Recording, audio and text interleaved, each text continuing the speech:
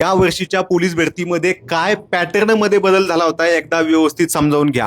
25-25चा pattern यावर्षी जवळपास सगळीकडे पाळला गेला होता. त्यासोबत काठिण्य पातळी वाढलेली आहे, ती सगळ्याच परीक्षेत वाढलेली आहे. आपल्या पोलीस भरतीत सुद्धा 5-10% काठिण्य पातळी वाढलेली आहे. जास्त काही बदल झालेले नाहीत. रिपीट प्रश्न जे आहेत त्यांची संख्या 2-4% कमी झालेली आहे. जी एकदमच असायचे ना, सगळेच प्रश्न रिपीट टाकायचे, ते कमी झालेले आहेत. महत्वाचा बदल झालाय तो म्हणजे जीकेचे प्रश्न जे 30, 40, 50, 60 असायचे तर ते कमी झालेत आणि ते 25च प्रश्न आता येत आहेत.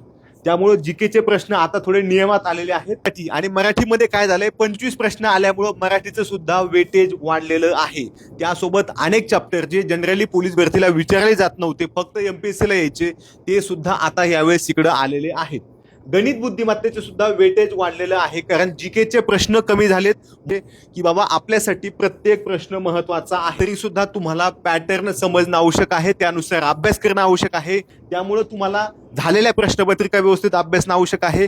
तुम्हाला हे आपल्या पांढऱ्या घोडा प्रश्नसंचेमध्ये मागील 3 वर्षाच्या प्रश्नपत्रिका आणि प्रत्येक प्रश्नाच्या विश्लेषणासह दिलेले आहे. त्याच्यामध्ये फक्त गणित बुद्धिमत्ता नाही तर जीके, मराठी, गणित बुद्धिमत्ता असं प्रत्येक प्रश्नाचं सोल्युशन आहे.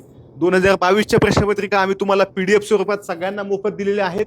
महत्वाची गोष्ट आहे की 2022-23 जरी तुम्ही प्रश्न सोडवला तरी सुद्धा तो जून 2026ला अपडेट केलेला आहे.